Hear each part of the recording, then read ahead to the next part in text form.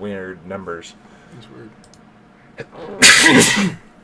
Sorry, everyone. You heard everything I didn't want you to hear and nothing that I did want you to hear. But that's how it goes sometimes here at Circle of the Earth Fellowship. Welcome to another episode. I hope y'all are excited to be with us. We got a pretty exciting topic to talk about. And it doesn't seem so science fiction now, like as the progress is being made. But as always, we'll get to that after we say hello to all those that are on the panel. So let's go ahead and do that. First up, it looks like we got Robert back with us. Good to see you, brother. Shalom now. Good to see you. Shalom, yes, we got a couple more weeks. Wait, 1 second. They can't hear you. It did the same thing to y'all's side, I bet. Yeah, look at that. Wow. Isn't that so weird? Okay, there we go. You should be good to go now. It's like a government address. So, hey, I was just saying, just a shalom. We got a couple more weeks or so before we got the spring forward and start getting closer to where sundown's like 9. So, but still just shalom at this time. So, hope everyone's doing okay today. Had a good Shabbat today. No, I can't hear you.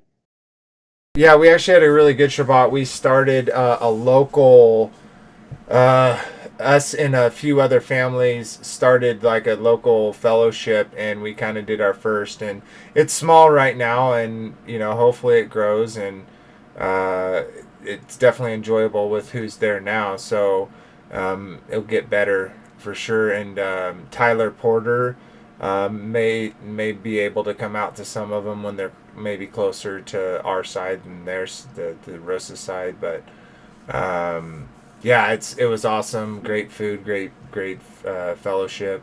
We were talking about evening and morning versus evening to morning, and that the whole calendar and how we should look at it. And it was of course there was disagreements, but it was a very fellowshiply conversation. So.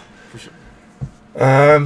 Sweet. Well, good to have you, Robert. Hope you're excited to talk about. Oh, I didn't ever change. Look at me. Failing. Failing. No, not that. It's this. I'm changing the titles. And I am not going to remember that by. Just grab it like this. Fix that. And let's move. I made a comment on Matthew Jansen's Facebook post that it was a lot easier back when the day started when I woke up and it ended when I went to bed. Yeah, it definitely was easier like that. But then again, I didn't have like strict guidelines on which I would do anything. It was just I really could get stuck where every day would be doing something, or I could go many days not doing anything. And nowadays, I feel like I should work roughly 6 days a week or equivalent to something like that, and rest on at least one day, Yeah. a whole day.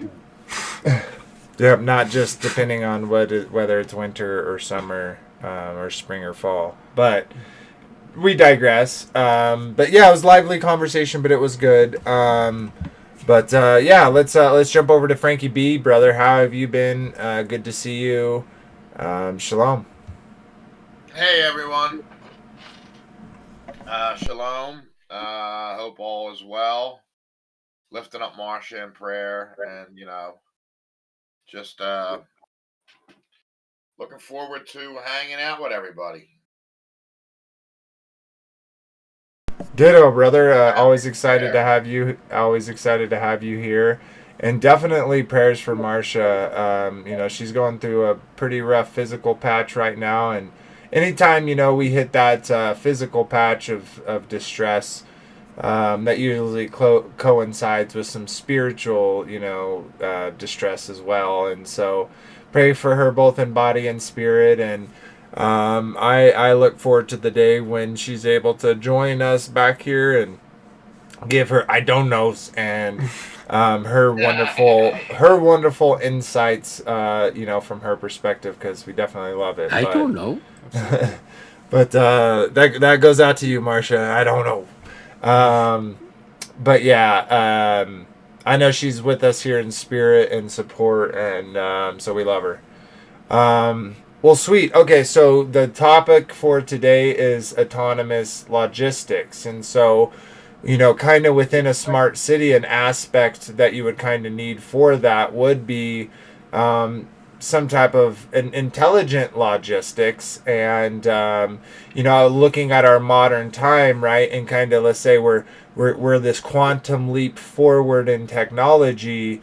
A smart city, you would think, you would need a smart logistic system, right, to get all of the food and minerals and resources that it would need to do whatever that smart city was designed to do. So that being the case, and looking at our current modern, right, like 5 years ago we'd be like, well, yeah, no way, but they do make some pretty big leaps, right? And we're going to look at videos today of whole warehouses that have 10 people in it but move as much product as a fully staffed warehouse, a large warehouse. And so and in so many ways, to the smart homes, to the smart all these different systems they're doing, and a portion of that they're using autonomy and different forms of autonomy. And so that's kind of our focus today. And if you kind of noticed the trending thing, maybe you weren't here last week, but it had all these airships that were floating across, right? And Look at this pristine wilderness that we get, because we get to get rid of all the roads and all the things. We can just have these flying machines that are so much more efficient and friendly to the earth. And, the greatness that will come from getting rid of the roads and the pavement and the freedom to travel, on the ground. Now you're going to travel by the air, which is even greater, right? And so part of that, kind of that system is taking the human element out of it. And whether it be logistics in the sense of transporting materials from point A to point B, or the logistics of getting a hamburger into your hands at a fast food restaurant. Don't go to fast food restaurants. But like if all of those different systems we're going to look at tonight, and basically show how that technology is very much here, and how quickly it could be implemented. Kind of, we could see definitely, like with Trump, right? And we're going to watch a video of Trump actually talking about it, specifically to this air mobility. But yeah, it's we got a lot of gravy to watch tonight. Y'all have any thoughts about it before we get into the videos, of maybe what you looked into it, if you found anything, and kind of your thoughts about the topic as itself? Well, I have some thoughts. When we put a picking system in our company, and they told one of the managers said that they were going to lay off half of the workforce, which never happened, and we lost a lot of good employees because of that. But and we're still hiring. Every 2 weeks we bring another batch of guys in. But it's made the job so much easier, more safer. It's made the job easier. It's funny because I got tenure in the company, and we laugh at the new guys complaining because they act like they got it so hard, but they have no idea what we went through. Picking on walkie riders, picking on forklifts, wrapping our own pallets, loading our own trucks, loading side load, loading all kinds of different trucks, different style of trucks. And it was fast paced. It was crazy. It was kind of dangerous. But, I told one of the guys, I said, you got to be semi-retarded to work here, because just the mental aspect of working at night and the long hours, you would get mandatory your whole shift for 12 hours. You just had to, you didn't, you had to be semi-retarded just to make it. You know what I mean? And but now it's so much easier. It's a calmer workplace. It's a more enjoyable place to come. Management has went out of their way to make it more employee friendly. And the automated system has helped with that. It's made it so much easier, I'm thankful for it. No, and I definitely think there's aspects of it being positive, and there's nothing that's going to be, like what, I'm going to kind of use this as kind of a tangent, but like even the evil one appears as an angel of light, right? So it's like, Right. They're always going to provide some convenience, some, necessity, like I'll give you an example, like in cloning, right? It always starts with children. It's always like, well, let's children, for the men and the women who've lost their children, let's be able to clone them back and give them their child back. And so, or their loved one or whatever it is. And so, like, the aspect of that is like, yeah, that's sad that they lost their child. They should be able to raise their child to an adult, So they always sneak in that way where it's this, or like the Neuralink, right? It's for the people who are, war wounded, right, that can't walk anymore or they can't see. Look, we can put this thing in their brain, and now all of a sudden they can walk. Now all of a sudden they can see. And it has this great implications, but on the other side of it, it's like what that actually is going to do to civilization and society as a whole. And it never stops right there, right? It's never like, oh, we're just putting the chip in there, just period, point blank. The law is you can only do it to people who've lost sight, or you know what I mean? They're going to extend it to where, like, well, why not just update your eyes to a an upgraded. And that, in fact, that seems how most technologies are pushed on the masses, is that they'll make them appealable to them, but they know the entire spectrum that technology covers. So it always starts as something that the masses will look at and desire, but it always turns into something that is there to control them. Yep. And I think about Terminator, right? Skynet was to protect them. Right? Yeah, exactly. Like, hey, we're spending all this money, putting all of this information and technology to this artificial thing that decides, well, humans are the threat, right? So it's like another one of those kind of ideas. What are your thoughts there, Robert? Well, I was talking to Frankie before we got on here. 40 years ago, at least 40, when I was making deliveries over at University of Michigan Hospital, down in the basement they had robot carts that would pull these supply carts throughout the basement, and they would just follow a track, a wire track that was in the ground and in the concrete on the floor, and so you'd be moving around, you hear the thing beep, beep, beep, beep, and they'll go around, distribute these carts throughout the basement of the hospital, where then someone would come and grab that cart and move it about. That's like I said, that's like 1985, 86. Right now with our, I can't imagine too much with my work right now with the trucks and whatnot. But I guess if the truck was autonomous and delivering, and the driver would just hang on for the ride, and once they got it, then he can make his deliveries, and might be able to help out on DOT regulations as far as hours worked. We always struggle with that, trying to maintain hours. So there's like you said, there's good things that could be part of it, but can't hear you. Think about the factories and things that they're able to do, but then just amplify that up to where they have a 10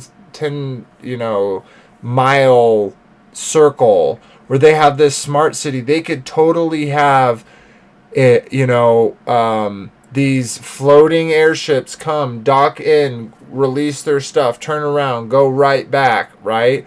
Where you don't even need a person. And when it goes and it ports, to get its unloading, the systems are running a full checkup, like the fuel levels, if any warnings or things are going out. It puts it on a different track that takes it to a department where there's 10 dudes in the whole city that are making sure that these things are working. And then there's 10 dudes in another part of the city that are making sure those things are working. And I think they could easily do that with a lot of things, like cooking, right? What do you want when you go to a restaurant? You want a consistent thing. So when you order a Big Mac in France and you order a Big Mac in Kansas City, they taste the same, right? You want that consistency. Well, what better to do that than a robot, right? To cook it perfectly, to put the exact amount, and then profit rise, right? there's no human to drop too much lettuce or too many chicken McNuggets, right? Like, it is a precise, calculated thing that takes the human error out of a lot of the money losing parts of a business, and puts that money into back into the owner's hands, right? Because they're not having to pay a human living wage. They're just having to pay one person to operate the entire McDonald's now to make sure all the machines are running. One person or two people, as opposed to 30 or whatever it is. And so I think that will start affecting our lives. And again, right? Like, there's a benefit to that, to always having if you're a McDonald's type of person and you eat the Big Macs, having a consistent robot to make your food perfectly every time and it tastes good every time to you is way better than those times where you get that burger where it's not cooked all the way, it's soggy, it's dry. Plus coming from like a customer service aspect these days, so many people are in this generation are kind of they're indoorsy-ins, you know, they stay inside and they want to stay inside, and they don't like confrontation and encounters, and they don't want to have to go and see anybody to get their food. They just want it, like, they can go pick it up, or it can just be delivered to them. They don't want to have to deal with anybody, and you wouldn't in this situation. You would just basically put in your chip or your money or whatever, and then go up to the front, and there would be you never have to, maybe an automated system would thank you for your service or whatever, but at the same time, people will fall for that because it's convenient in our very unsocialized modern day society for some reason. Yeah. With the smart cities and all, they can control what we eat when you're living in that city. They could limit the varieties of foods, and they could get in their meatless burgers, all the things that they've been desiring to feed us with. That's a scary kind of thought, because you might not have all the choices, and they could make the real food so expensive that the common person living in that smart city wouldn't be able to afford it. You know what I mean? We're already kind of like that, aren't we? Right? Where the food that's good for you is expensive, and the food that's crap is easily accessible. Actually, there's a place right up the street, Smash Bros. They make smash burgers, and it's better than McDonald's. It's almost as good as Five Guys, and it's real meat, and it's something that I can get easily, and I can afford it. And we have a Texas Roadhouse, which is a good steak dinner that is affordable. It's under $100 for two people. I mean, we have a lot of choices living it the way we're living now. But we go into them smart cities, they can limit your choices, and they can make real food so expensive that you're going to have to buy the GMO BS food that they want you eating. You know what I mean? They're bug food. They're this. They're all their GMO foods. Yeah, I think they'll always do the bait. That promotes laziness too, because everything will be delivered to you. Yeah, and I think there definitely will do like a bait and switch. And what I mean by that is, like, it's going to be like a grand opening for a corporate grocery store where their prices are so low that it really hurts all the business around them, and they have that grand opening feel. And as soon as they cut out the competition, that whole attitude switches, and it's now like, we're going to extort you and exploit you as much as we possibly can because you have no other option. And so specifically how I think the smart cities are going to be like, they're going to be like these utopias. Like, they're going to start out as like, no, we have the freshest food. It's all made right here and now. Like, it's going to be cheap and accessible for everyone. And then when the people get dependent on that system, they could do like a tyrannical hard swap where they say, nope, sorry, sucks to be you. You can't get out of the city. Or they could do like a slow burn where they just slowly reduce the quality of the ingredients and add in those type of things, more cloak and dagger mindset. Well, that's what they did with Walmart. Walmart drove out all the small businesses, and now their food is crappy. And their food is their goods are like the cheapest you can find. Their fruit's no good. Their meat's no good. You know what I mean?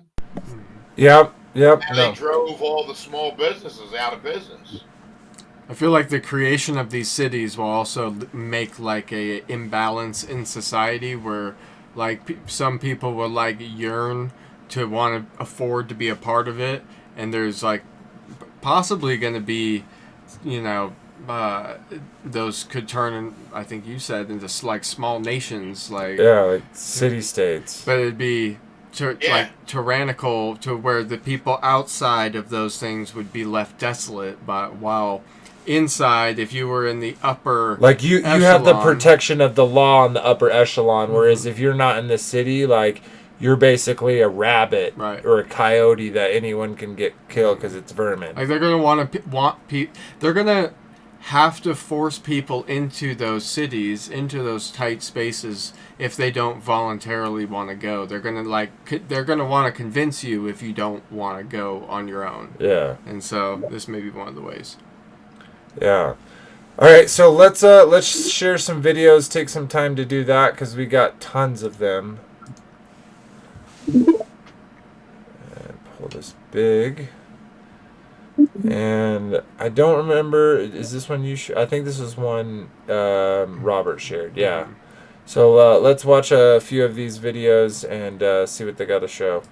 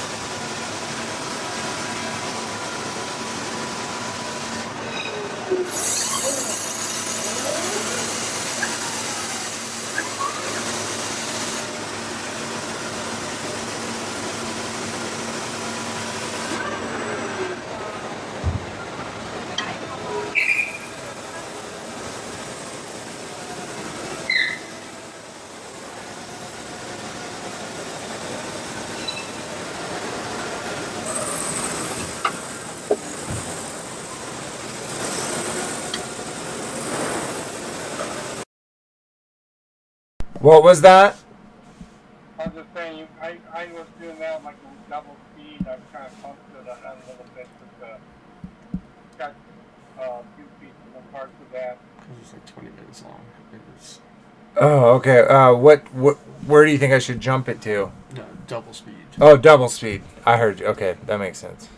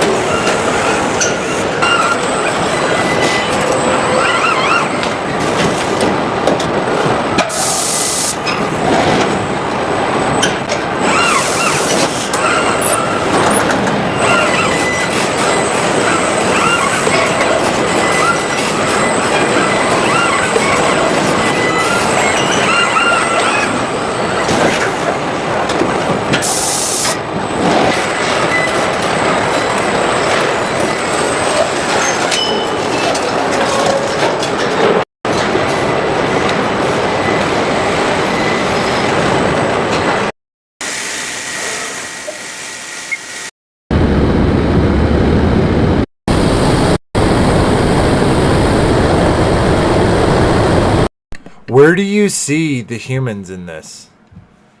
Like, I haven't seen a human one time. Oh, look, there. There eventually is Can you imagine the injuries that these machines have saved?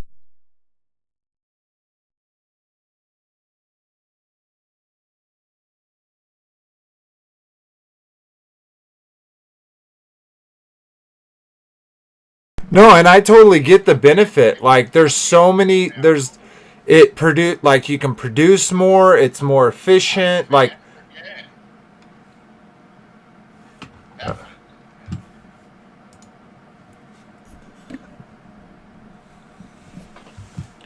all right, Our, so our facility, we've cut the injuries down by 70% just by adding that automated machine. yeah, I know. I'm not saying there's no benefit to it, but it's definitely, like, way less people are If you want to working. know how automation, AI, Let's- and people let's are check this working one out. together, you can see it inside this 3 million square foot building where Amazon employs more than 1,400 people and stores up to 40 million products. Amazon says it logged its biggest Thanksgiving holiday shopping period ever this year, and data shows consumers spent a record $10.8 billion online on Black Friday alone, 10% more than last year, making this kind of efficiency the future. I'm here in Shreveport, Louisiana, inside Amazon's fulfillment center that just opened a couple of months ago. This is the first time national media has been inside. With me now is Chief Technologist Ty Brady. Ty, what is happening here that's not happening anywhere else in the world? Here we have 10 times the amount of robotics as compared to any of our other fulfillment centers. We can process your order 25% faster and offer a 25% lower cost to serve, which means that we can pass along that low cost to our customers. We first took you inside the Boston lab where these systems were being tested. This holiday, thousands of these robots are now fully operational, including Sparrow, Cardinal, Sequoia, Robin, and Proteus. It's possible because here everything is containerized. Instead of humans walking miles a day to get products off the shelves, the items are put into blue and yellow bins that robots can easily maneuver. We don't want people to lift heavy objects. We don't want people to take boxes and put it over their head or reach down really low. If we can have a robotic system do that for our employees, all the better. The injury rate at Amazon is higher than those at other comparable warehouses, according to a report by the National Employment Law Project. But the company says technology like this We're has getting helped make feedback substantial from your improvements side, to Robert. safety. In March, Amazon announced its reportable incident rate last year was 6.5 cases per 100 workers, down from 6.9 cases in 2022. Here, Sparrow is taking on a repetitive motion job. Amazon says having robots do this work is part of its pledge to reduce injuries. So in other warehouses that don't have Sparrow, people are doing this job. People can do this job, but this is a menial, mundane, repetitive job. We'd rather have our people do other things inside of our building.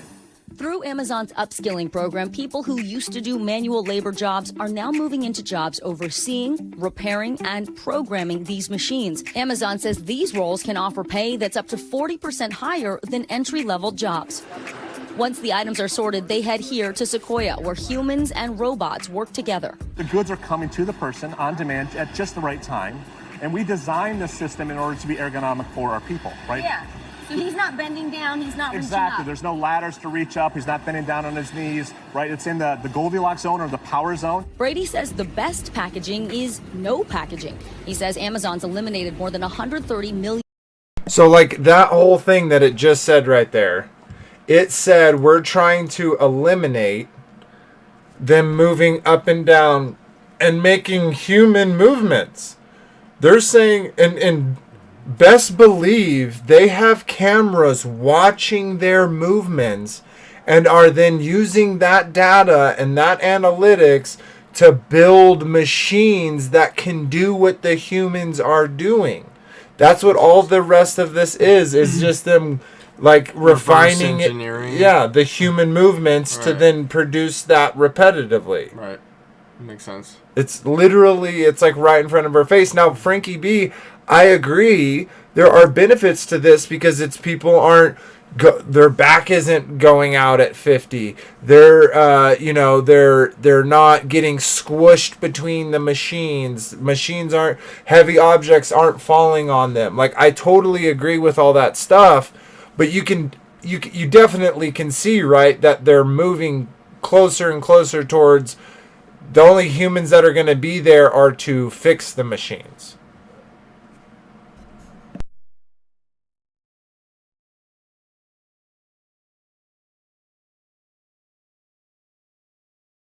Universal basic income.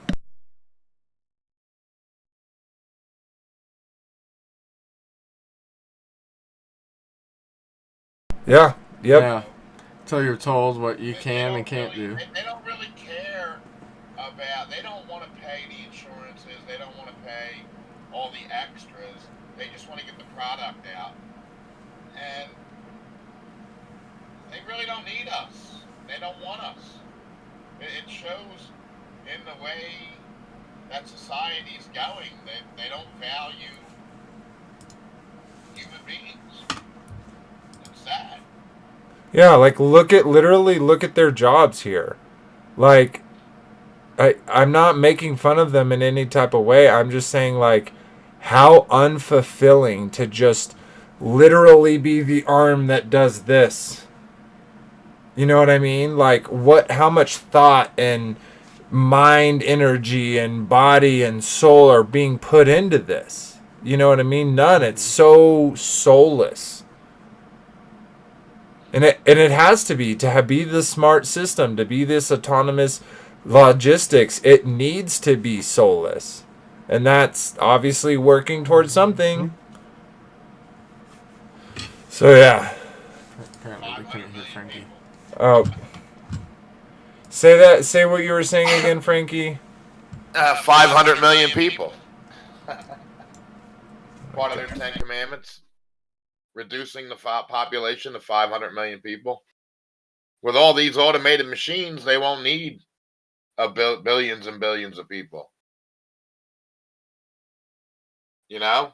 I think you muted. Vader. Yeah, that's a pretty good tangent, and I think let's talk about that real quick. So President Trump, right, is right now with the whole Doge thing, which, don't get me wrong, yeah, we should be reducing spending for all these insane things. Like, I'm not against that. But the whole Department of Government Efficiency, or Doge, is literally one of the commandments on the Georgia Guidestones to eliminate useless officials, petty officials, and useless judges. It's petty judges or useless officials. Yeah. Useless government institutes. Yeah, so that kind of goes right along with what he's doing there, and it's obviously a good thing from our perspective, but obviously we don't know how deep that track goes. Yeah, but because that could mean the elimination of morality in all, because the entire definition of what they consider law and order changes. Yeah, absolutely. So I want to play this really quick before we keep going, because I think this is really important. This part right here. So this is Trump's. This is to improve quality of life in the U.S. He said some other stuff before this, but we're gonna listen to this part. Oops. Another big. Okay, here we go. Big opportunity is in transportation. Dozens of major companies in the United States and China are racing to develop vertical takeoff and landing vehicles for families and individuals. Just as the United States led the automotive revolution in the last century, I want to ensure. I'm going to change something real quick. Give me a second. This is going to help us. Mm-hmm. So you put the output. Yeah. So we can hear it. Yeah. I think it was this one. And that will stop messing where I don't have to keep muting them and unmuting them. That America, not China, leads this revolution in air mobility. These breakthroughs can transform commerce, bring a giant infusion of wealth into rural America, and connect families in our automotive revolution. Okay. And the United States led individuals. Just as the United States led the automotive revolution in the last century, I want to ensure that America, not China, leads this revolution in air mobility. These breakthroughs can transform commerce, bring a giant infusion of wealth into rural America, and connect families and our country in new ways. Likewise, through our Strategic National Manufacturing Initiative, which is going to be very big and very, very successful, we will turn forgotten communities into hives of industry, producing the goods we will no longer import from China. We will also have a major initiative on lowering the cost of living with a special focus on lowering the cost of a new car and lowering the cost to build a single-family home. And they will be beautiful homes. I'm going to skip back real quick. For families and individuals.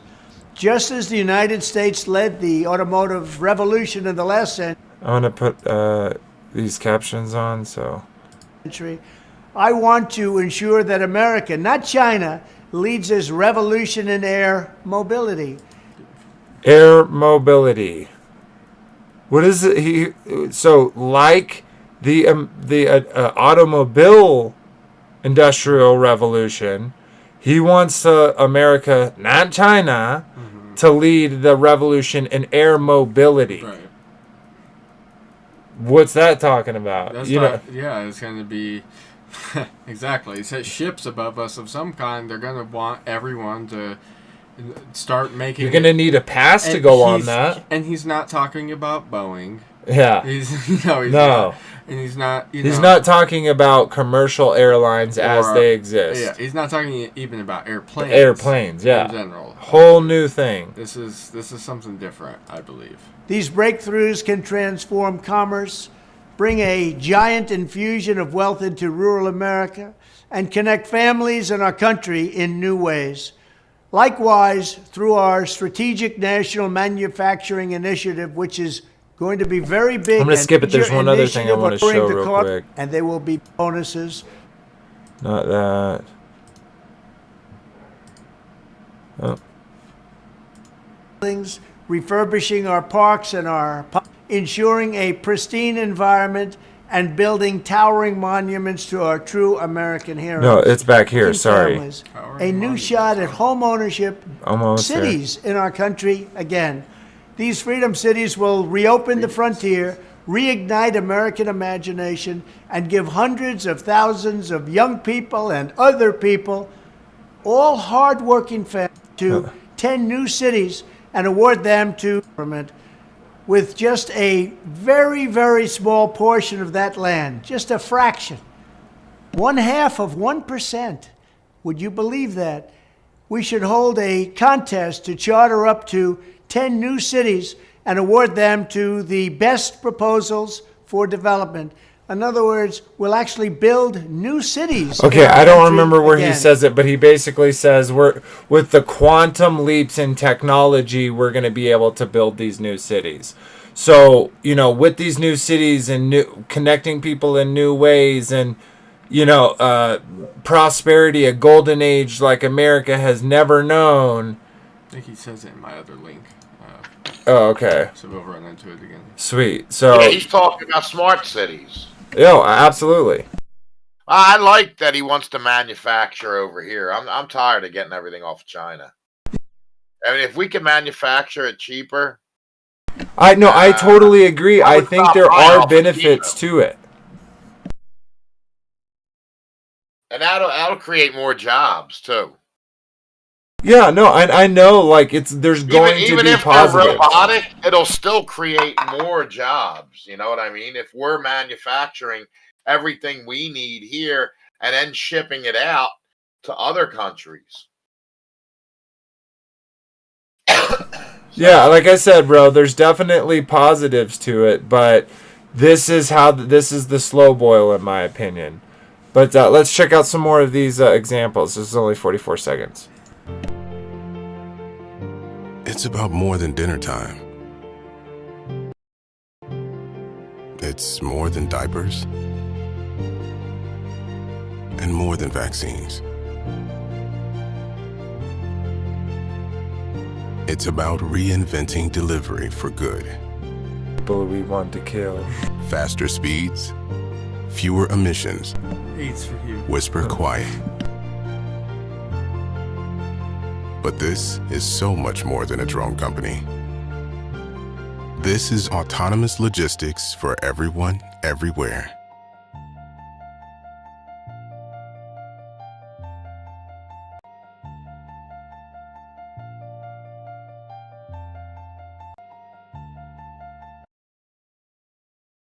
The best delivery experience not on Earth. That's kind of a weird tagline. Well, I don't even get it. They talk about emissions and this and that. When I was driving home Friday night from work, there was 4 factories blowing out all kinds of toxic. I had to close my window. It was. I could smell it. You know what I mean? How will the future of But they want to take away our cows and they want to reduce humans so we don't pollute the air. When they got all these factories that are polluting everything.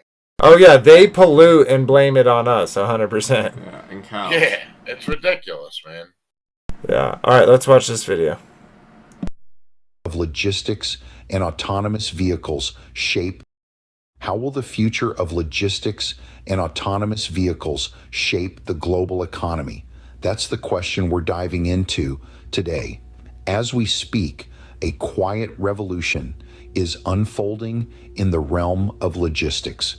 Autonomous vehicles are increasingly becoming a reality in our ports, factories, and airports, setting the stage for a transformation in the global supply chain.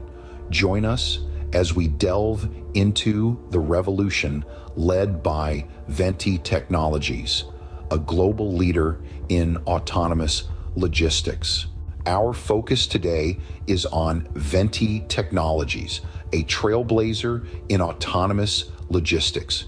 With roots in Singapore and Boston, Massachusetts, Venti was born in 2018, the brainchild of a dynamic team led by CEO Dr. Heidi Weil and other luminaries from MIT. Venti's mission is clear and compelling: to redefine autonomous logistics for the global supply chain and industrial hubs. Their innovation lies in using artificial intelligence to move goods, not people. Venti's work isn't just about transportation. It's about revolutionizing the backbone of the global supply chain. The global heavy-duty autonomous vehicle market is projected to soar to a staggering $1.45 trillion by 2032. This incredible growth signifies a logistics industry on the brink of revolution. Autonomous vehicles promise to streamline operations, heightening efficiency and safety. Moreover, they bring forth sustainable solutions, reducing carbon footprints and paving the way for a greener future. These advancements are about shaping a future that can move goods more efficiently, safely, and sustainably across the globe. As we wrap up today's journey, let's ponder the future of logistics and the promise of autonomous technologies.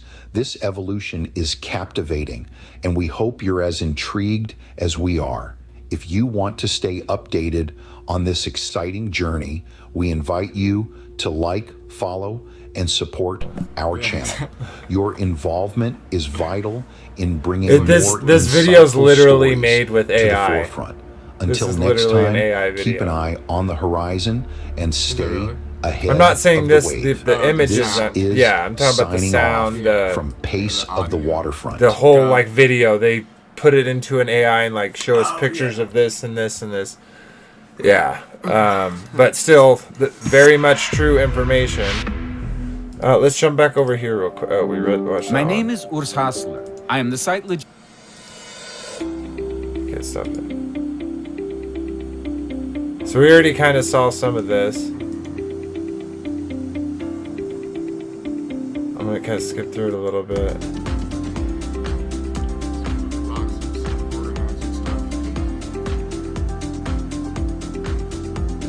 That's insane, like what brain can do that? Yeah. What human mind could facilitate facilitate the organization and transfer of all these packages, labeling and everything else without, it being totally clustered. I guess it's like they know that in order to keep a massive population in an area, they have to use these machines to even keep up with it. To provide for that number. Yeah, because there wouldn't be enough space, people or there even could be enough people, but there's still not enough space to be doing what that amount of people would need to do, not to mention the cost of all the machines and everything. Yep, so. And the housing of that amount of people, depending obviously on the times or whatever, if the people literally live in the same building just up, 10 stories, right, then boom, they're already there, right? And I think it is. Go ahead. Yeah, I'm sorry, sir. Your delivery is delayed. We had a drone accident. Your delivery will be processed. We had a drone accident. Sorry, sir. We'll try to get your delivery out as soon as possible. And that will be an AI voice. Yeah. It drops you. Yeah, right. No, it'll be my voice. The location of the last known location of of the drone. Yeah. Yeah. You're deleted. You're muted. It's muted. Robots versus humans. When eating out, how would you like your order taken? All kinds of companies are trying to come up with ways to keep their margins high while costs go higher, but the creative changes were too much for one Tierra Santa man on his last McDonald's trip. CBS 8's Jenny Day explains. Are you kidding me? You can't use cash in a McDonald's? Human-to-human interaction, somewhat of a thing of the past if you're craving a Big Mac and fries. I don't want to call it a rant because it was like that long. So we won't call it a rant, but Daniel Miley did share his fast food frustrations online. I posted it on Nextdoor and it got like 21,000 views in 48 hours. Miley says he rarely even eats fast food, but he and his wife give in to the grandkids sometimes. And when they went to the McDonald's in Tierra Santa, he says there was no one to take their order, only a kiosk. She had trouble navigating the kiosk. This is a woman with a bachelor's degree in microbiology. Ordering, he says, was problem one. Then came time to pay. The Mileys had a gift card for $25 that his wife had just won at work, but their total was a little more. Came up to 26 and change, whatever it was. She stuck the card in there, and there was no way to pay the balance in cash. She had to use her debit card for $1. Of course, actual humans do still work there, but hundreds of people commiserated about the technology online, while others said times have changed. And I've had responses on the Nextdoor app for everything from, oh, you're stuck in the 60s to, the global cash society. Many point to rising minimum wage, now at $16.65 in San Diego. Pablo writing, robots can't call in sick, robots don't need health care. Cheryl from El Cajon agrees, writing their old model of split. They don't need vacations, they don't need... They can literally just be a number. Mm-hmm. You don't need a name. They don't need to need names. They don't need vacations, no sick time, no holidays. No tissue papers, no toilet paper, no water bill. Heck, you could turn all the lights off. They don't even have rights. Well, they don't even need lights. They don't even have rights, and they don't need lights. Yeah, we're throwing some bars over here, unintentionally. But yeah, it's just, and like what we were saying, like right here, look at this guy, right? They've already kind of set it up in this conveyor belt. The technology online, while others said times have changed. And they could re-engineer how that system works. It could fall out. It could, they could definitely come up with a machine to get rid of the people. All they need is one person there who would be basically the guy who would repair anything or keep everything greased and working accordingly. And if something fails, he cleans the mess and fixes it and continues the the service, but it doesn't ever have to come to a stop. It can be a 24-hour thing. You'd never have to be worried about robberies or anything like that. Well, dude, and even And you don't need supervisors. You only need one manager to run the whole thing. exactly. You need like maybe a cleaner and 2 robot guys, right? And A place night like shift, a that, day shift. If the robots could clean too, they could literally. Eventually, they'll get it there, right? Well, they already have that, and I believe in a sense where I mean, it's just we're at this point now where anything can be re-engineered that a human does almost to a certain degree. Yeah. I think there are lots of more spiritual things connected. Well, yeah, I just think there are certain things like in like trades that the machines cannot do yet, but in time they'll be able to do it. And I think that's why they're going with a humanoid shape, why they have that desire, because there's a lot of articulation and little things that we can do. Well, God created us in a certain convenient way for them to mimic everything we do in order to model these things in a way that follows our patterns. Yeah, absolutely. Yeah, to make us feel more comfortable. Yeah. There's so many good ones and ways that we can go here.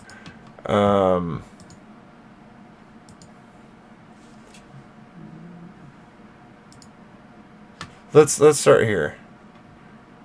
We were just talking about like a humanoids. Now this isn't real photos and videos. This is obviously like CGI or whatever, but I don't know. Maybe let's check it out. That kind of looks real.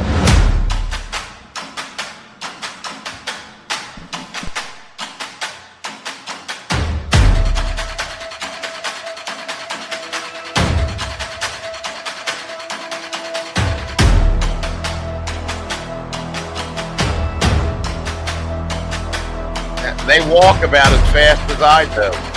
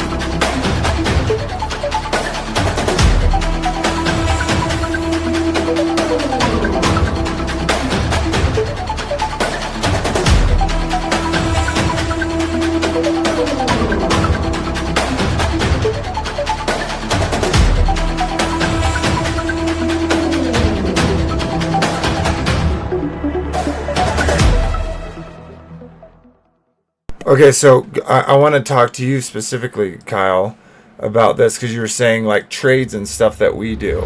Now think about this. Now this is something different. But what if they change the way that they build? Instead of building a wall on site at the place, what if you build it inside an enclosed environment where they could do the wiring and everything beforehand, because there wouldn't be the human error to run into each other. They could just, as long as they had everything planned out according to the blueprint, and it was carried out without mistake on any part, absolutely they could re-engineer how they construct anything from the ground up. Yeah. They could, so you could have robots in these lines building skyscrapers, right? And doing the 45 connections or screwing in the literally doing almost all facets of it, including you would just have to change the way that it's constructed. And then think about, because we have to deal with regulations and ordinances, how far things have to be from things and like that. Well, what if they switch it to where the things that they're capable of doing it in that new construction isn't capable for a human to do? And so those are the laws and now regulations. So you can't build a house the on way their that own. we build it. Yeah, they say this is the code now, and you're incapable of performing the necessary, tasks Specifications for it to be considered up to code. So therefore, you need to hire a company to do it for you properly. An autonomous logistics company to build you, because we can't trust that. And the insurance is not going to pay. It's interesting because they, I do fire sprinkler work, and out in California, any additional structure that's created, they have to add that system to it. Mm-hmm. So it's like they've already made mandates on whether people can even build structures without having to hire somebody to put a system inside of it, even if it's a small shed that's attached to your house or something like that. It's pretty wild. So they can go very far with this. Yeah, they totally could. They could change so many industries with a system like this. Line 1 production is down because somebody forgot to charge the robot. I think the robots can charge Frankie themselves. was talking about how the robot was moving about as fast as Frankie. But it's not always about how fast you're going. The robot does not need to stop. It's going to not do any wasted stuff. No 10-minute break. Right, no breaks. Don't have to take any breaks. The only time you gotta do No lunch break. No 10-minute break every 2 hours. Just the PMs, But anybody, when I watch the guys at my work, the ones that try and hustle and get things done quick, they also have a more attitude of damaging something. They run into something, bump into something. Now you have to make repairs. You have to have an investigation of an incident, and that costs money. Something like this, it's efficient. It does, it can go slower if it's making up by not taking all those breaks and all the steps are accurate. Yeah, no, and legitly there is reason for that, right? There's thieves, there's people who show up late that pushes production all the time. There's people who call in sick, right? People who go on vacations. From a business standpoint, I totally understand it, but I know that they're going to use those excuses to push it out even further than it should ever be. In talking about automation, right, they don't have to just construct these things brand new to be automated. They can go and take systems that already exist and make them automated. I find this concept here interesting in light of recent plane crashes. Yeah.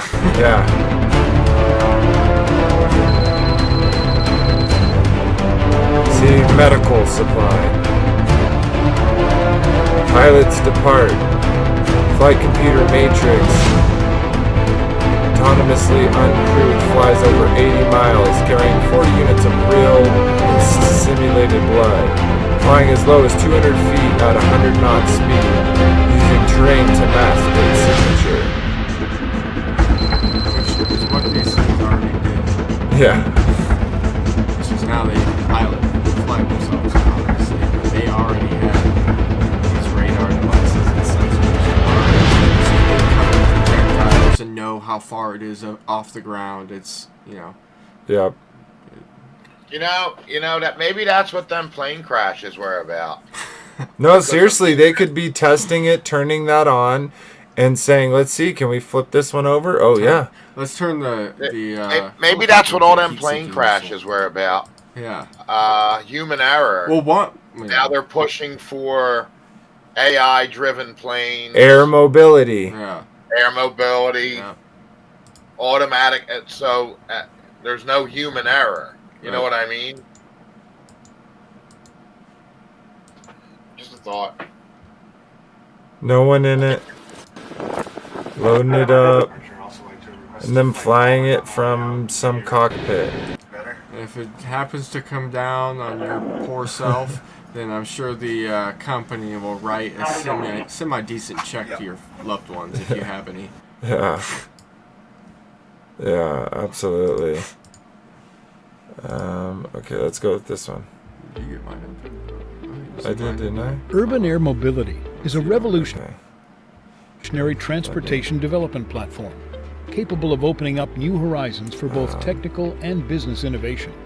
Today, UAM can help vehicle manufacturers achieve the commercial deployment of autonomous air vehicles, opening up new markets and new possibilities. What's driving this autonomy? The world we live in. The blossoming of system infrastructure, sensor fusion, and 5G networks can now allow vehicle manufacturers to transcend earthbound barriers and use UAM systems to take autonomy to the skies. Consider the rise of the electric vertical takeoff and landing vehicles. For big cities, the solution to gridlock and infrastructure limitations may finally be here. These autonomous vehicles can freely traverse the skies, transporting products and people across busy urban landscapes. A clear case of science fiction turning into science fact. But with air vehicles, the stakes are higher. In fact, everything is elevated. The potential opportunity, the development process, the product life cycle, and in turn, the race to get to market first. In this race, connectivity is everything. Where does this crucial connectivity come from? From RTI Connect's DDS. If your goal is a connectivity framework, one that can help you develop, certify, and launch an autonomous air vehicle. And that's exactly what Connect's DDS delivers.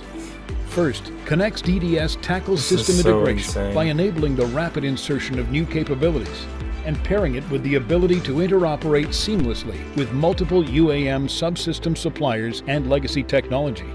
Next, Connect's DDS enables system-wide control and security at all levels of operations to ensure fast, scalable, and reliable connectivity while protecting the integrity of operational data.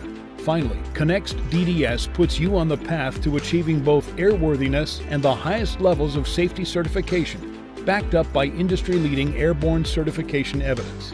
RTI has already helped numerous visionary manufacturers create unmanned air vehicles for the commercial market, so we know just how high the stakes really are, and how satisfying it is to witness a next-level design taking flight in the real world. If you want the competitive advantage offered by rapid time to market, Connect's DDS provides the software connectivity framework with the power to take you there. So plug in to the data-centric architecture your UAM system. Literally so insane, all the things they want to do. What one will you want me to play? The Trump one or? Let's see. Go back to the Trump one. Yeah, that one's fine, I guess. How is it that we have Clinton introducing nanotechnology into the life world of American people, followed up by George Bush, then followed up by Obama, then followed up by Trump, and then Biden. And Trump has just renewed it.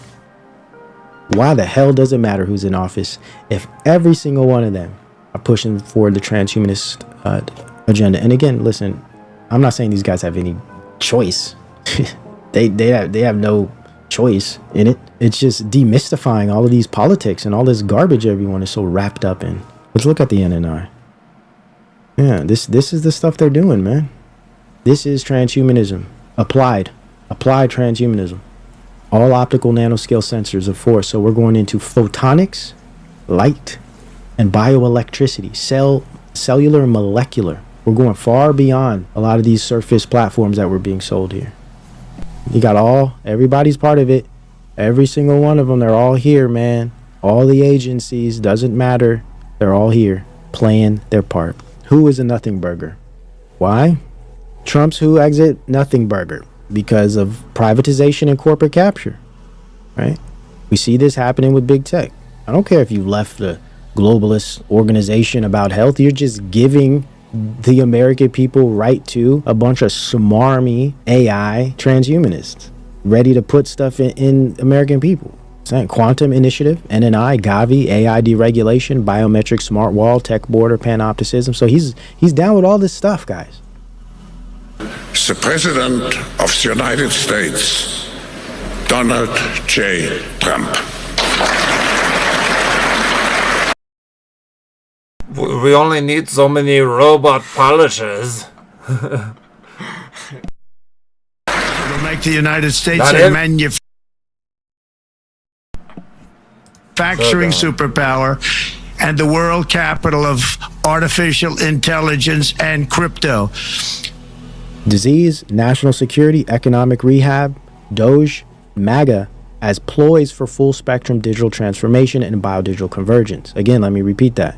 Whether it be diseases, national security, economic rehab, or making the government more efficient, as well as just the push of making America great again, these are all ploys for full spectrum digital transformation, acceleration. And of course, a requirement therein is biodigital convergence. Biodigital convergence is not just the Canadian project or program. It's the concept of merging biology with digital devices and network systems and creating ecosystems of life. I call it digital civics. This is where all of this is going. From my studies and my research, this is what Trump's preparing. And it's not Trump. He's not doing anything. I'm just keep things simple. This is the direction. Techno-optimism and techno-nationalist AI arms race with China to usher in the 4th to 5th Industrial Revolution or new golden axial age.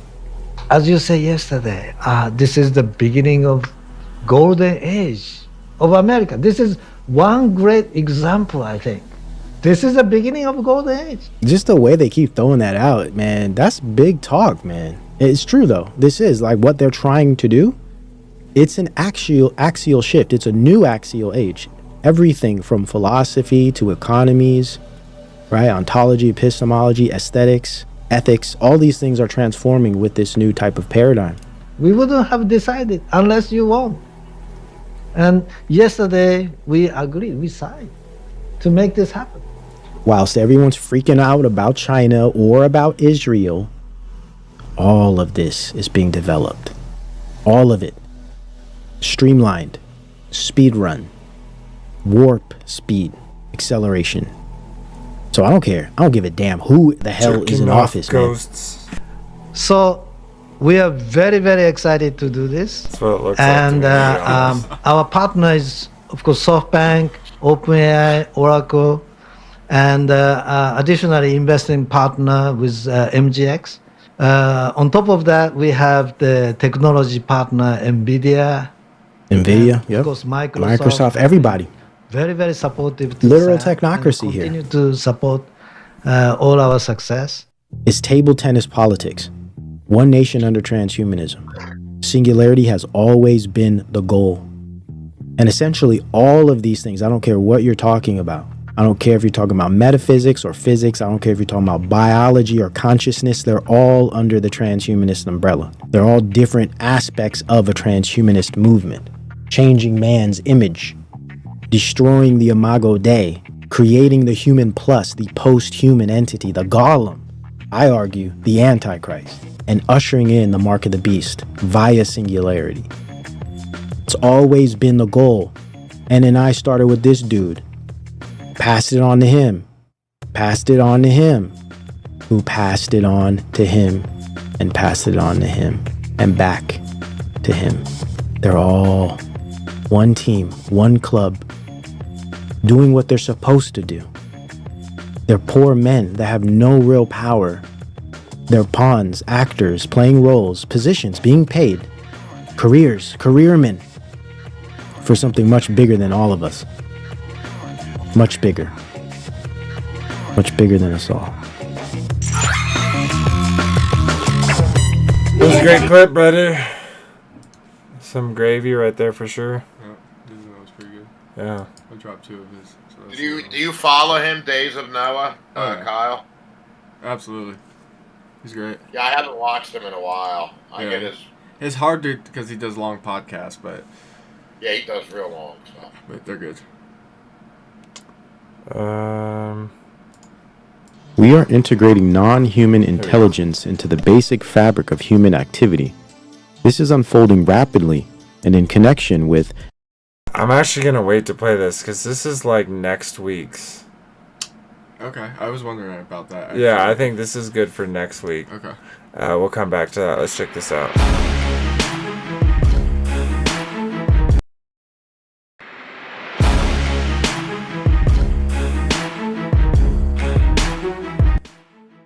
Welcome to latest Auto Pro. The future of personal aviation is here.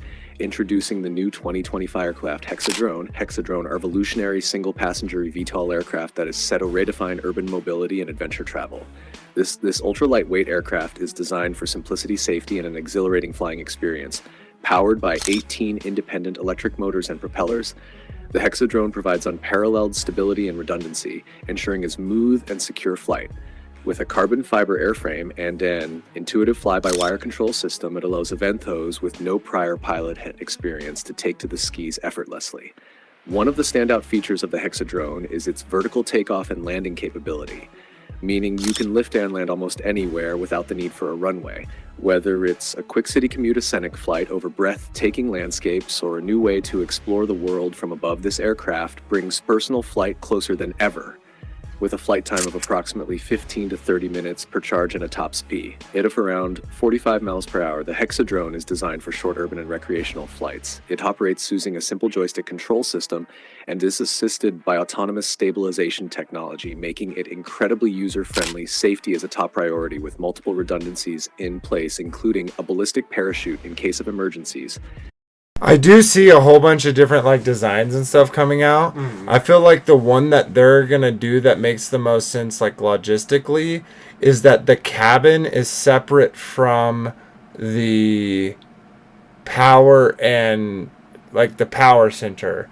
So like you could, let's say you're going from New York to California, you could go land, drop the power, slide over to a new power cell and get going. Right, like where they'll make the actual transfer of energy in different ways, where you can transfer your battery, or you could transfer you could charge like the your cabin. battery. Yeah, and so instead of cabin, that's what I'm saying. You just move the cabin off the body.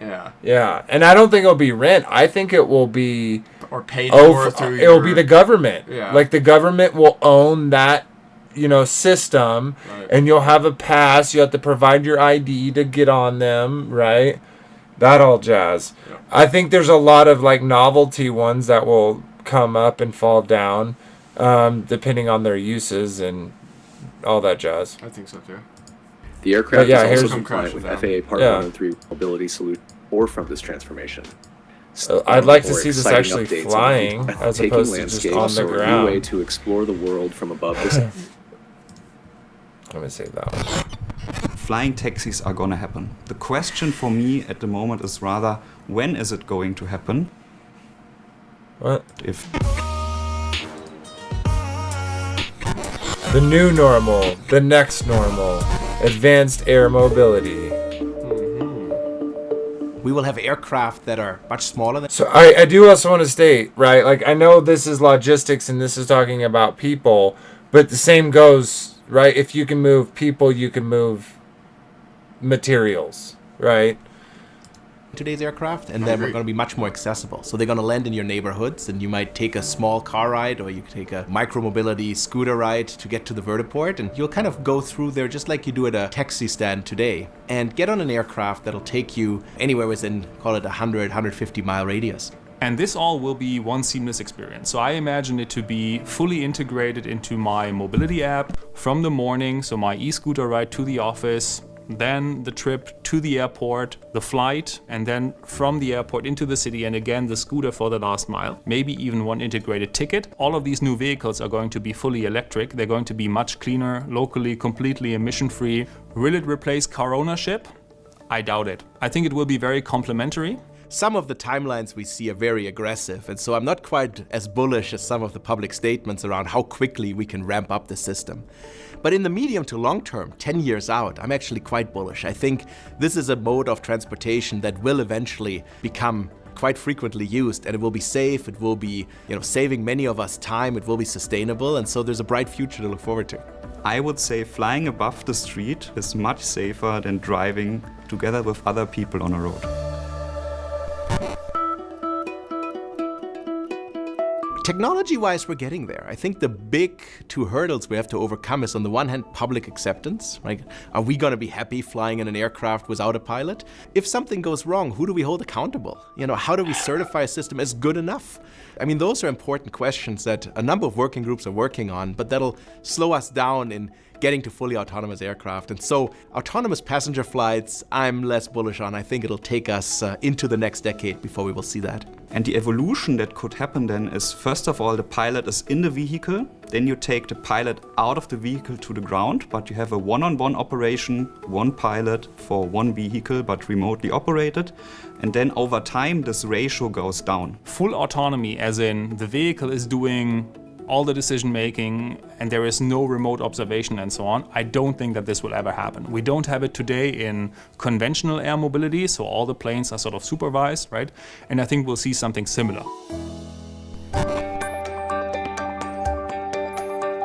People are ready for flying taxi. So they're saying this whole like people aren't going to accept it, and I can kind of see that or whatever. But that's why they have these pushes. I want to actually see real quick when this video, 2 years ago, right?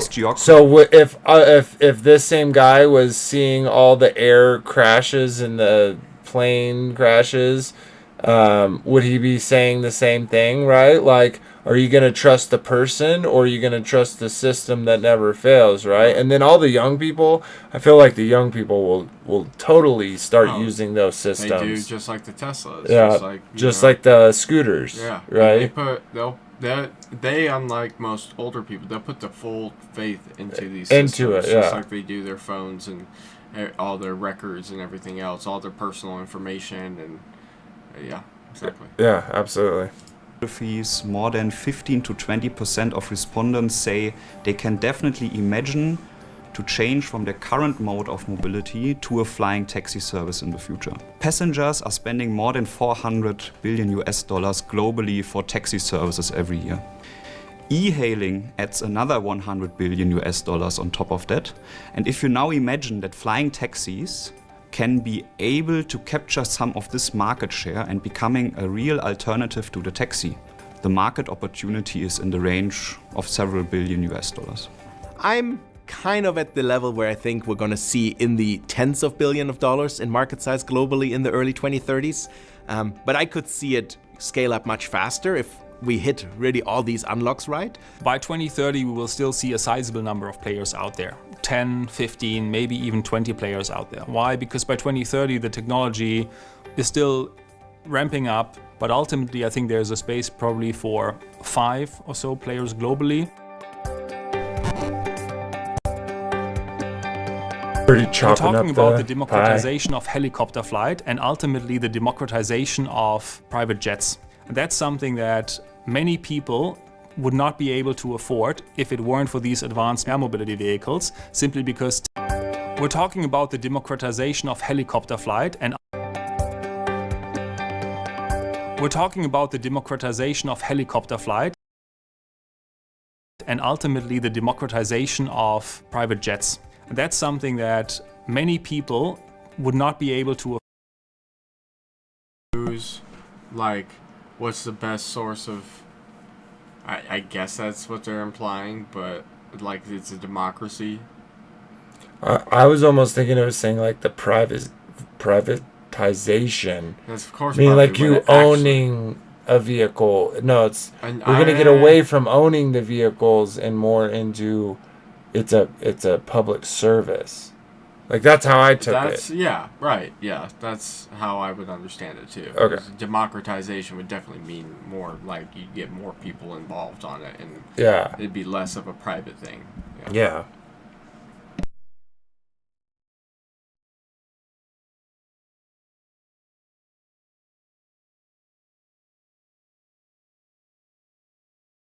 Afford if it weren't for these advanced air mobility vehicles, simply because taking a private jet is something that probably less than 1% or much less than 1% of the population will ever even do in their entire lifetime. It's going to be so important that this is not a toy for the rich, but something that is broadly providing value to people. I mean, there's many people in the world today that can't afford a plane ticket. But if we really get this industry to scale, this could be the same price of a taxi. I'm excited about, the ability to be sustain the same price of a taxi.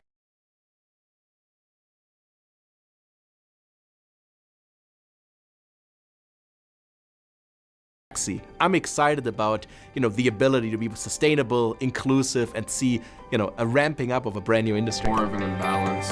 Yeah, no, yeah. They always. Sweet, yeah. So what I was pointing out there, I was muted. But if you look back here, so you got the taxi, and then you got the ones carrying the boxes, the logistics side for more of the delivery stuff.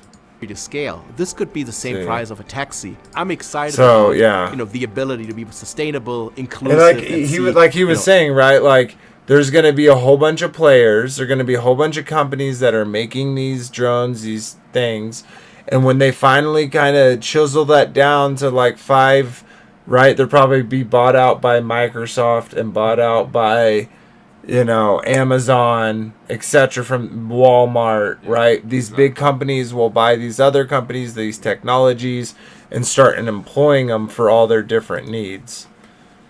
But of course, we're being sold this line like Elon Musk and Trump will sell us. That's like, it's all going back to the people. Yeah. Power to the people kind of thing. And it's, in my opinion, it's all just a hoax to get people more like wanting this technology because they believe it'll give them more autonomy in their own lives, telling them that we'll be a rich country and we'll be like, yeah, sure, that may like actually happen for a time, but it always will, swing back, devolve, and the other foot's going to drop, and it's going to turn into, twice, the pit of hell than it was in the first place.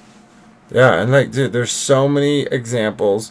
So many people have so many ideas on how this is going to work. And so, of course, they still have years left in developing these technologies.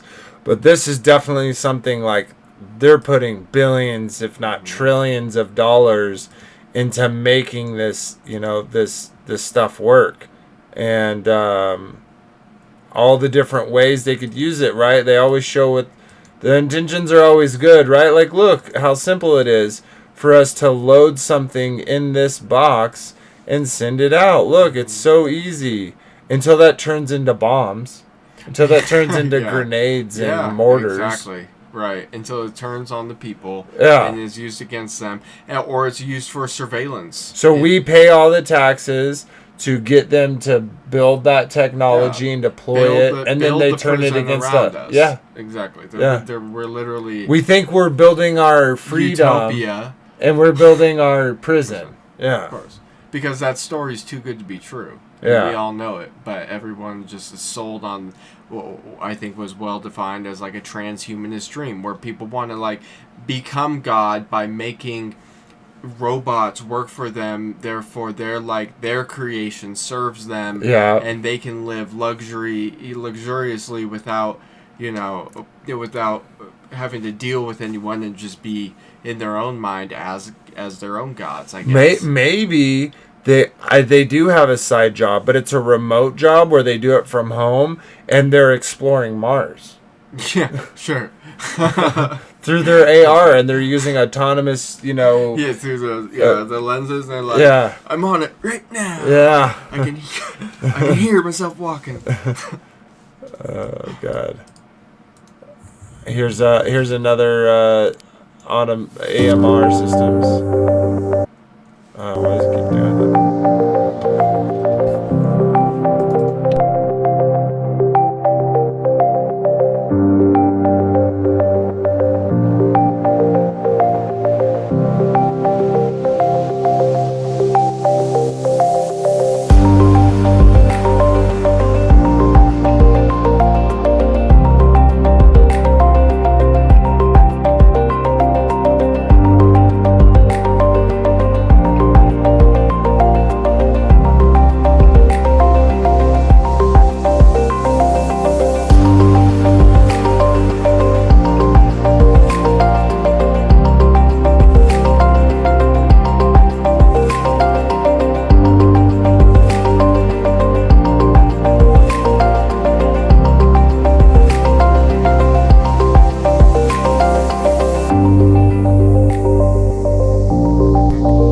So he just brought him trays, and then he just took those trays from that one and put them over here. Yeah, that's kind of what I thought too. I don't know if this the person who made this video didn't think about it.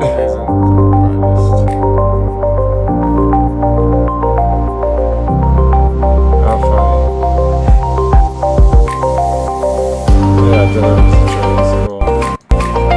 Why was the guy needing to scan them? Yeah, that. Why didn't press the button to make the video? Like, he literally took that out from here and put it here, and then this comes and picks it back up. Like, what the hell? That's so dumb. And this is like ProDrive Technologies. They must not have paid a lot of money For that. We picked it up and we put it down. Yeah, exactly. Yeah.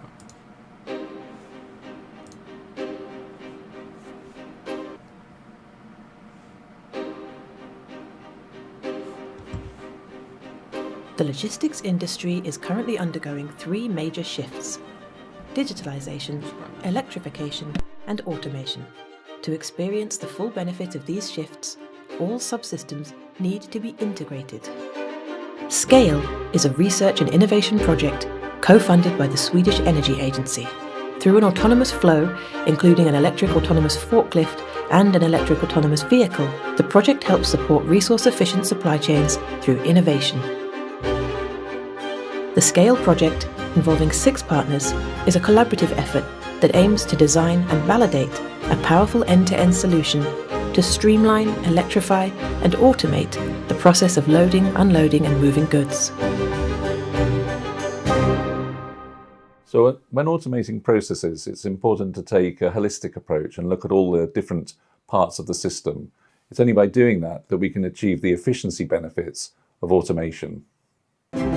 Chalmers University of Technology and the University of Gothenburg are leading the SCALE project, with pilots taking place at SKF facilities in Gothenburg, Sweden.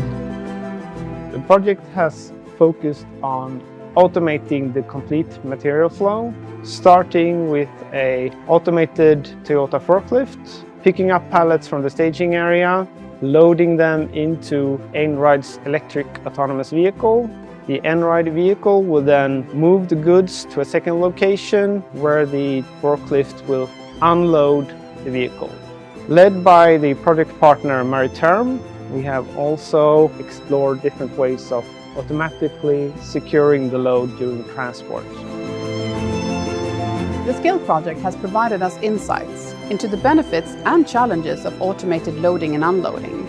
Now, the industry is one step closer in realizing an end-to-end electric and automated transport solution, one where the interface between the factory, warehouse, and the transport is seamless.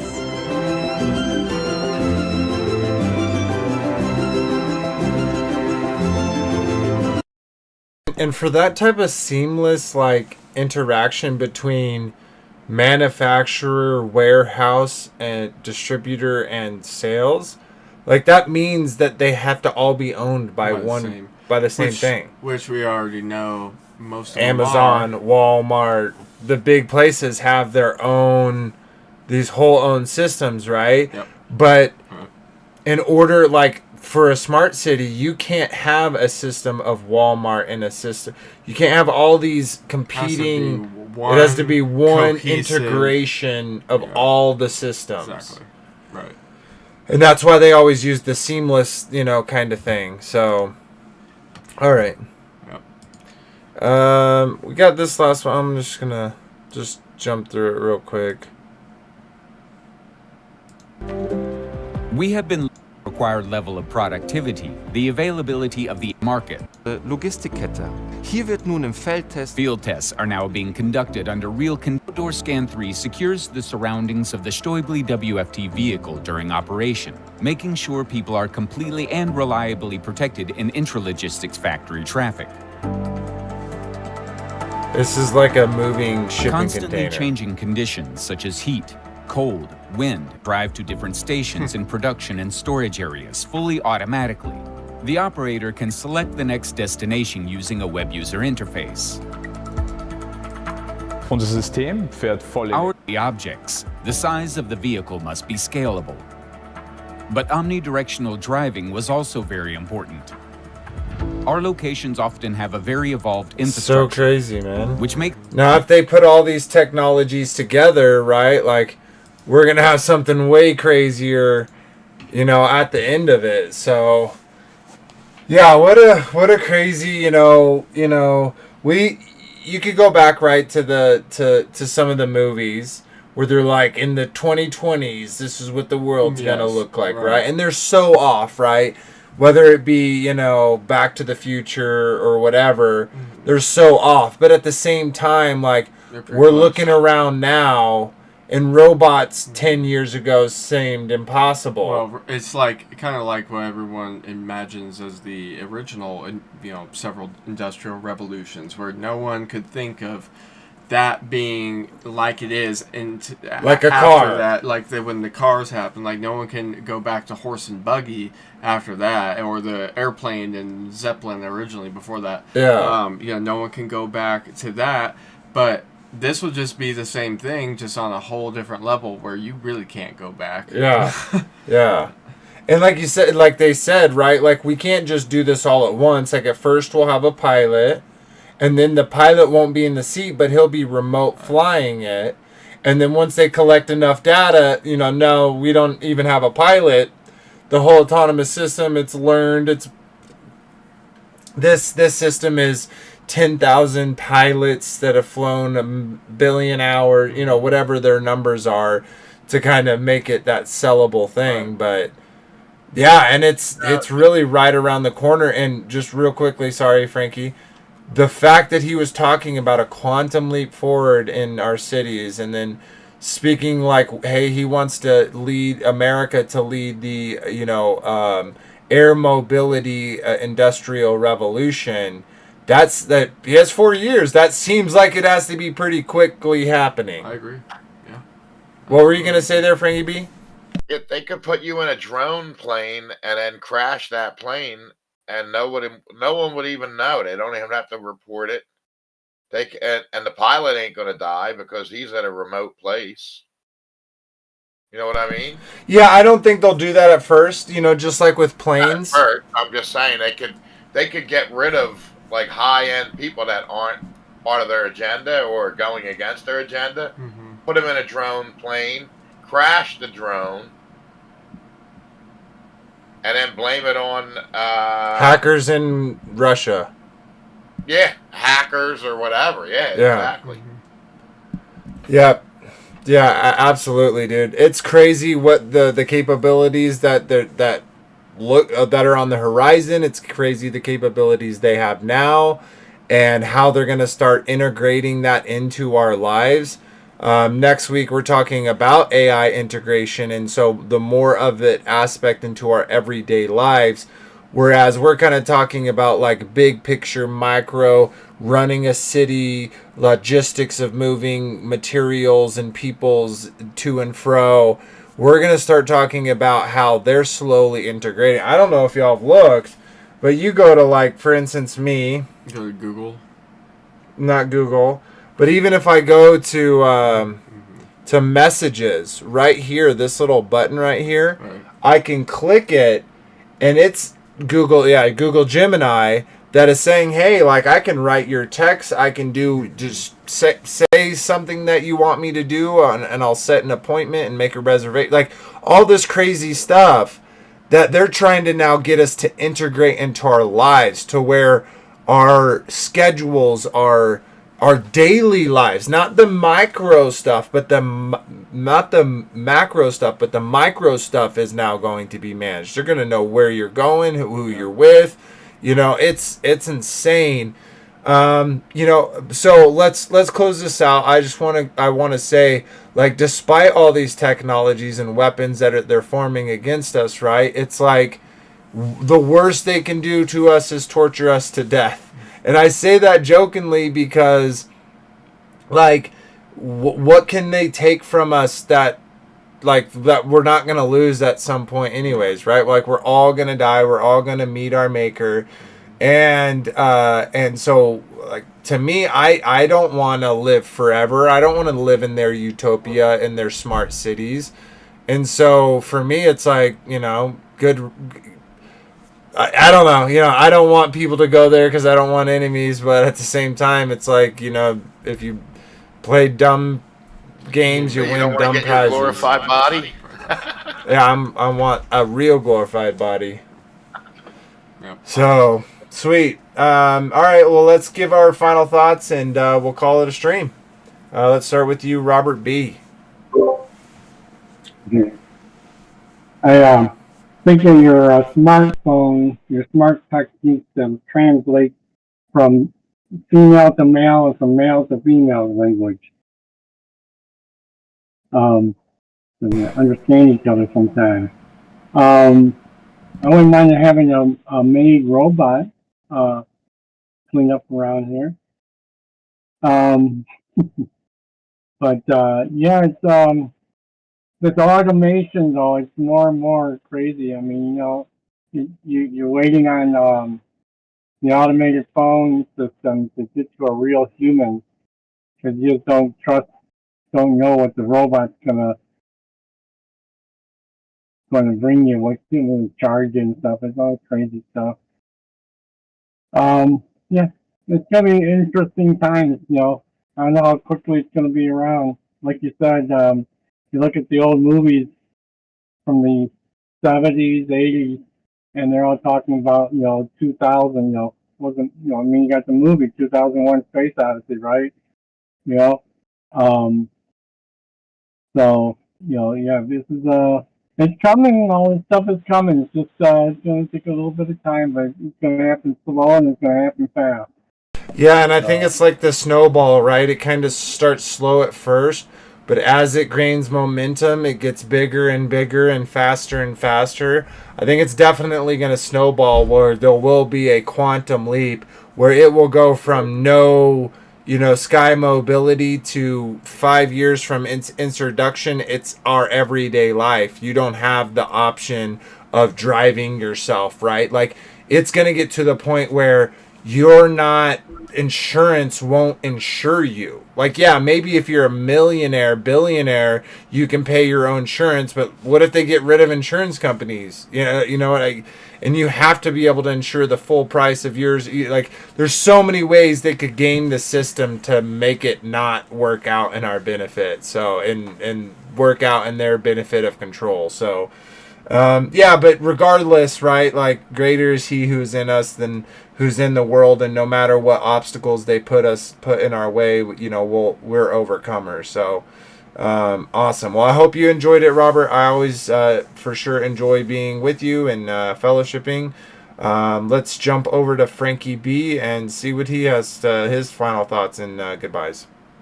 Yeah, I'm sorry to announce What's something that? happened. Robert's robot, he's no longer with us. There's an investigation going on. We think it was something with the AI. So we'll give you an update on what happened to Robert. I'm just kidding, Robert. No, it's kind of crazy, man. The stuff that they want to do. And yeah, I do want to live to 100, but I don't know, man. It's crazy. Yeah, I'll want to live to 100 if I know what it's going to be like in 60 years. Exactly right. Who knows? Yeah, we know it's coming down the pipe, right? They're talking about it. The companies want it. They want cheaper labor. They want more revenue and profits. So that's definitely a way they can achieve it. So why they wouldn't, I don't know. Well, yeah. What are your thoughts, Kyle? I think, Robert, and you nailed it, that there's going to be stepping stones to it, but probably in a short amount of time it will happen like the other industrial revolutions, and it'll just be some huge societal change that almost happens overnight, and everyone's just going to look up and go, what the heck happened? And everyone's just going to have to get used to it. It's going to be it's probably going to be pretty wild. So I guess everyone should buckle up because it's about to get crazy. Yeah, I agree. Well, sweet. I enjoyed it. I hope y'all enjoyed it too, whether you watched the live stream with us or whether you're checking us out later. Please do like, share, comment, and subscribe. That really does help this get past the algorithm and get to other people, those other truth seekers looking for the puzzle pieces of the truth. So we do appreciate any of that type of support. If you'd like to fiscally support, we do have links in the description. You can donate or buy some merch to support the channel. We do have a big kind of push of moving towards like more of a podcast looking thing, and so we're in need of like cameras and lighting and stuff. So if you're interested in supporting that, that would be a way to do it. If not, no worries. God will provide. The Father will provide. But yeah, guys, it was fun. I hope y'all enjoyed. Next week, we're going to be talking again about AI integration in our lives, in our computers, in our phones, in our schools, in our, jobs, and kind of how that will look, kind of how we did for this time. So I hope you enjoyed, and until next time, remember that ABBA loved you first. Shalom, everybody. Shalom, everyone.